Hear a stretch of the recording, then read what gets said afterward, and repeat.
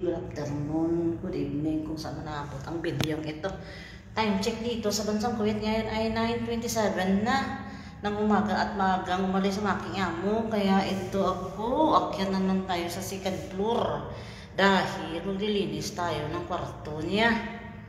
Kasi umalis siya kasama ang kanyang friend.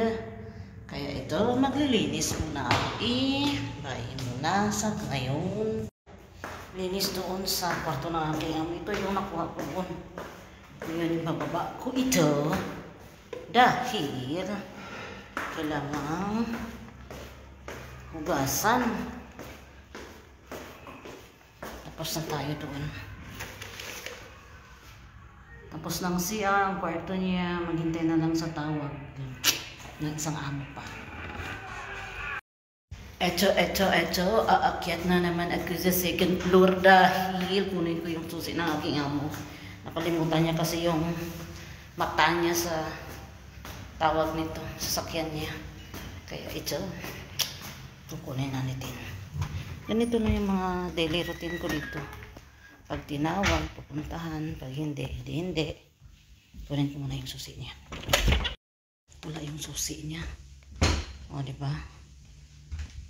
Ngayon, dahil wala doon sa kwarto niya, susi niya, o doon sa bag niya, hahanapin ko yun. Hindi ko alam kung saan ko hahanapin yun. Dahil hindi man ako magdadrive dahil. Hindi ako magdadrive. Ay na lang. Buhay katulong. Sila yung gumagamit, ikaw yung mahanapan. Ganun talagang buhay-buhay. Bumaba siya. Ito na tayo, balik na tayo dito sa baba. Yung aking alaga ay nanood na ang kanyang lovely movie. At ito naman si Iluka ng Madaldal. Kumakain. Tingin ka naman dito. Bugli ko.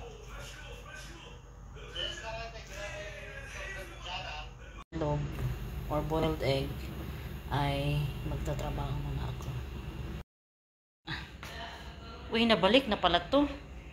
Binalik ni ano pala ni Iluka ng Madaldal. Ito yung mga pillows na yan. Yan pa sanang ibalik ko.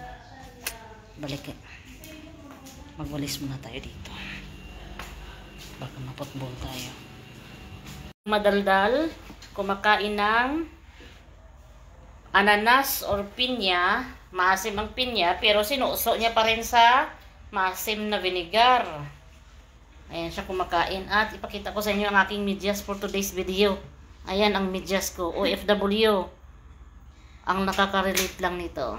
Lumilo, socks. Diba yung karakter ng isa?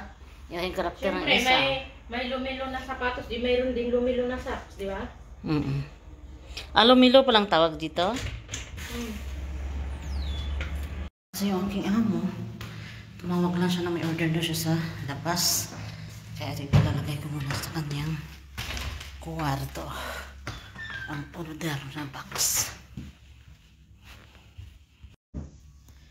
Dahil nalagay ko na yung order ng aking amo sa taas sa kwarto niya.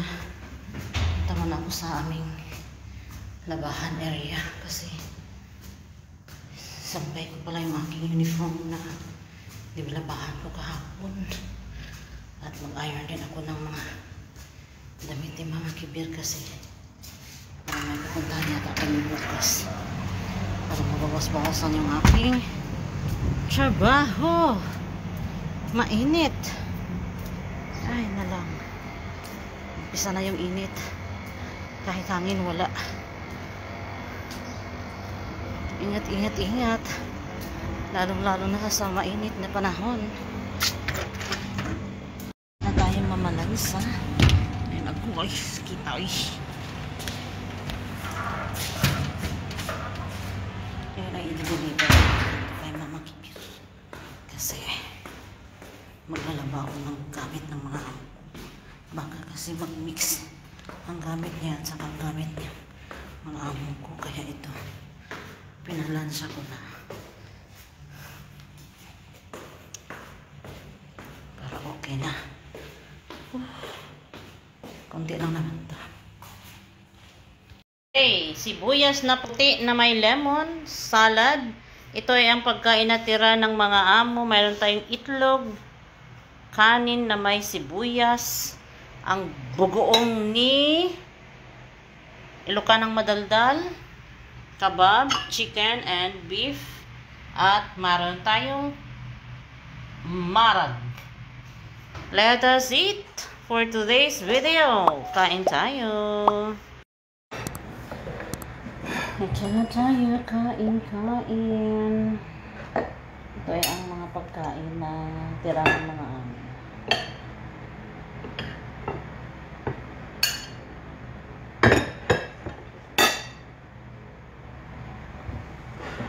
Lagyan natin ng marag. Ito ay ang tirang marag kagabi. Yan. At kakain tayo ng puting sibuyas. Ayan. Thank you. Kumuha si Ilocanang madaldal ng tubig with 7-Up.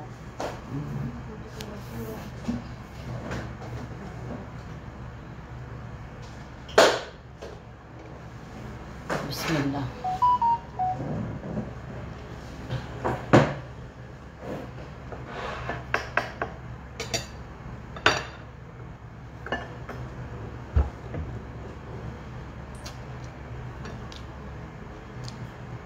Masarap ang marag. Masarap ang marag.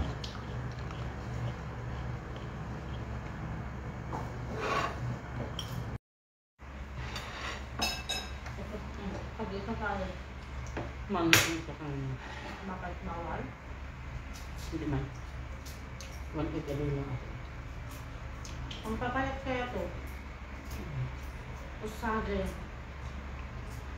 Ang kainin mo ito. Ito at saka sabi.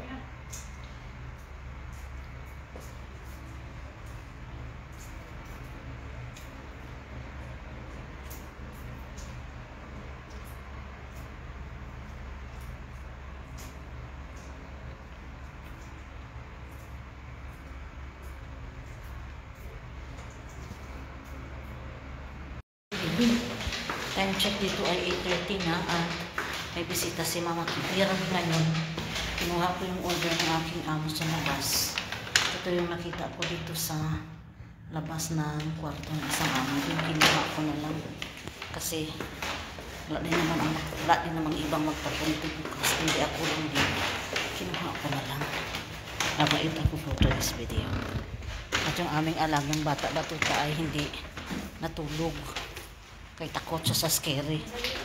Panood kasi ng scary movie kahapon. Dahil may dala akong diba? Basura. Tapos ito yung galing sa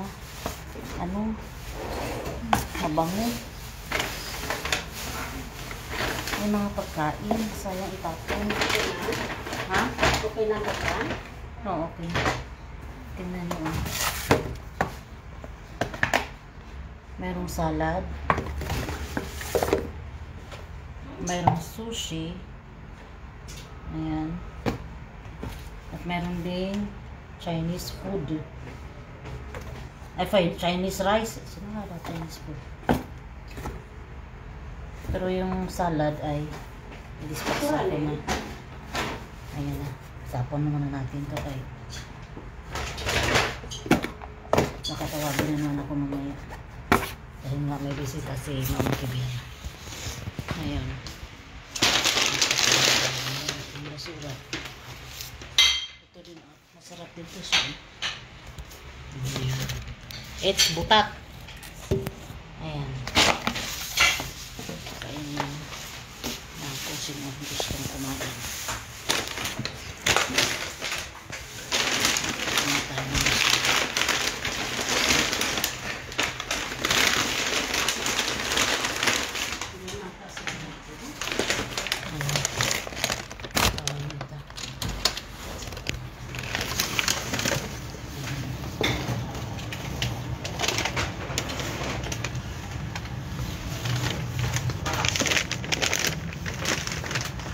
Gabi na, pero nagtatapon pa ng basura. ko na itapon sa labas para maghaba-haba din itong aking video. Dahil talaga kakainit ka man tayo sa for today's video.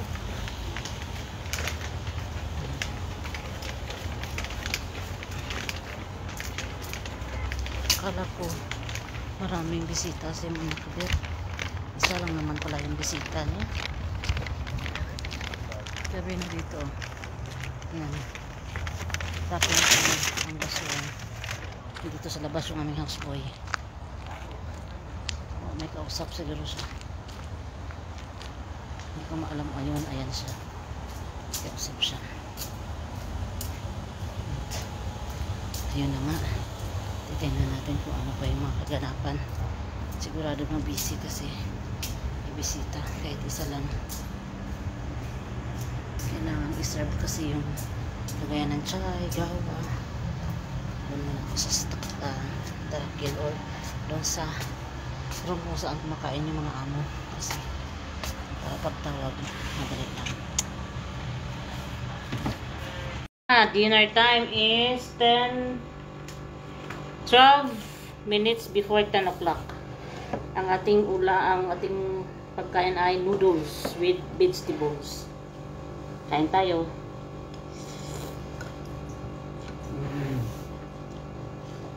Kakauwi lang kasi ng bisita ni Mama Kibir at kain na tayo. Habang naghihintay sa pag-uwi ng aking amo.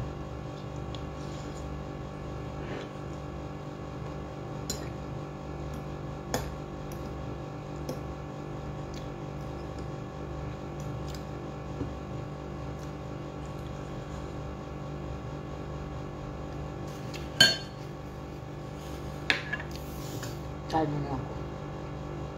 Wala na kasing mga tao dito. Kami na lang kasi yung amo ko. At ang amo ni Lukanang Madaldal ay wala. Ngayon, naglilinis ako dun sa kitchen, nagmap. May pumasok na tao. Hindi man lang siya nagsalam or what, ay mga aswang andito ako. Wala man lang. Hindi din namin kilala. Tinanong namin yung bata na alaga namin, hindi din. Tingnan nyo yung reaction ni, sabihin ni Ilocanang Madaldal ko ano yung reaction ng alaga niya pagpasok ng babae dito. Pumasok lang siya doon sa isang kwarto. Umalis din. Hindi namin alam kung anong ginawa niya doon. Ano doon sa problema doon sa babae na pumasok. Tapos? Hindi ko din kilala yun. Tinanong kong bata kung kilala niya, hindi kita. Sabi niya sa akin. Tapos tumawa pa. Ayun. May pumasok sa bahay na hindi namin kilala. Hindi na talaga safe ang bahay na to. Dumating na yung aking amo. Naiwan na lang doon si Lukanang Madaldal kasi wala pa yung amo niya at yung alaga niya hindi pa tulog. Time check dito ay 10:40 na. At nauna na ako. Iniwan ko na siya doon. Kasi kailangan ko mag-prepare para bukas. Hanggang dito na lang. Bye-bye and masalamat.